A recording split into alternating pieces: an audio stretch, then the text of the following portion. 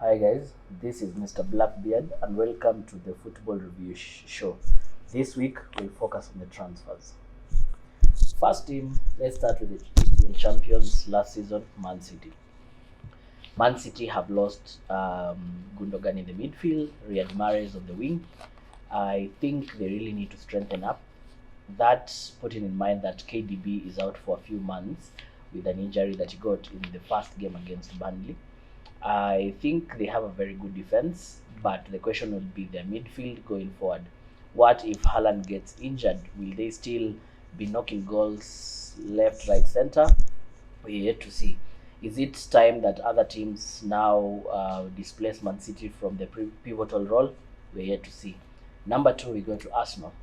Arsenal has had four new additions so far in Declan Rice, Jurien Timber, Kai Havertz, and David Raya.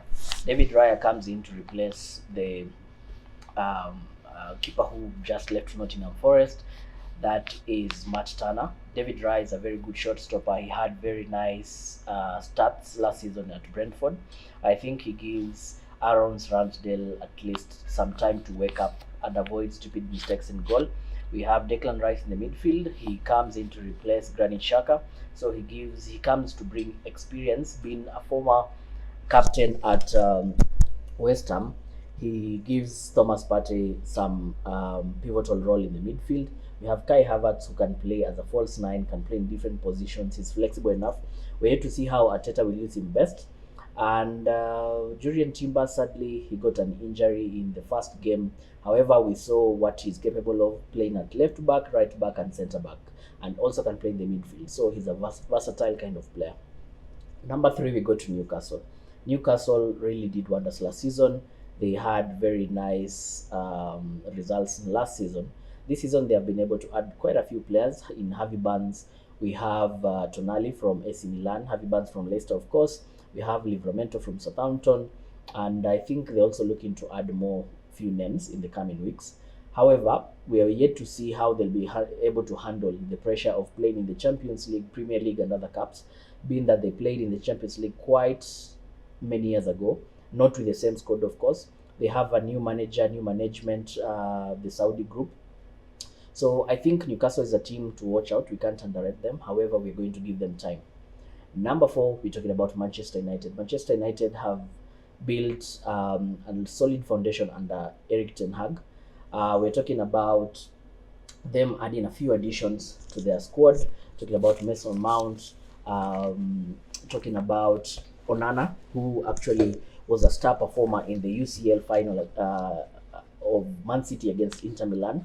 We are having Rasmus Holland from Atlanta, who's a very young striker. We're yet to see what he can do. However, being a young striker, he needs to adapt to the EPL. And I think with the help of other young players in the squad, he's going to actually perform. I think my bet this season would be Man United would be a strong contender when it comes to the title race this season, alongside Man City, Arsenal, and a few other clubs.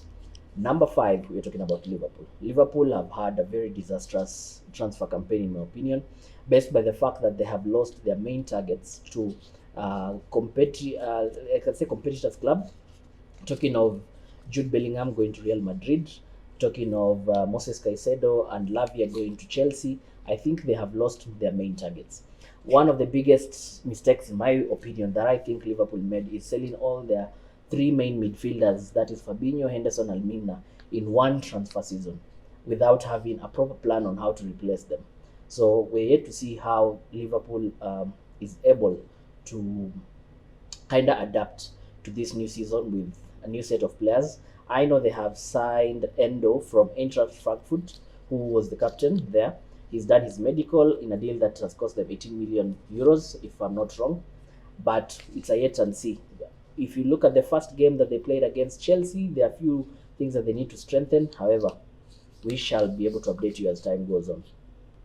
Number six, we're talking about Spurs.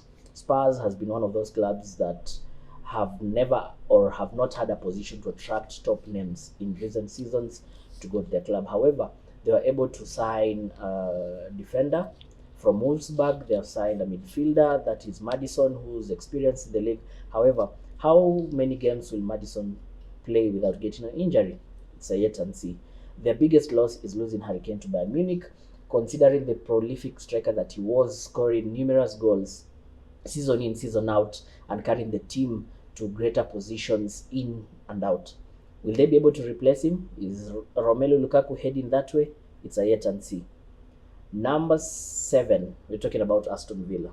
Aston Villa have added a few names to their lists, the likes of Diaby from Bayer Leverkusen, the likes of Tielemans from Leicester, among others. Pau Torres from Villarreal, without forgetting. However, we saw that they didn't have a perfect start to the league, going down 5-1 to their opponents Newcastle. Will they bounce back in their second game? It's wait and see. However, Unai Emery is a very experienced coach, not only in the league but also in Europe. They're going to play in Europe, and I think it's going to be fantastic to see how they will perform. Last but not least, in our review this week is Brighton. Brighton have added a few players in their squad, considering they have lost quite top players in the last 2 seasons, namely Moses Caicedo, Cucurella, Ben White, Leandro Trossard, among others. However, they have added quite some experience and quite some firepower in the names of Milner. You're talking about your Pedro in the attack. You're talking about Dawood in the midfield from Borussia Dortmund. And they have a very, very young and creative coach in De Zerbi. They're going to represent the EPL teams in Europa this season. We wish them the best, but we hope to see what they can do in the league this season. That is my weekly roundup.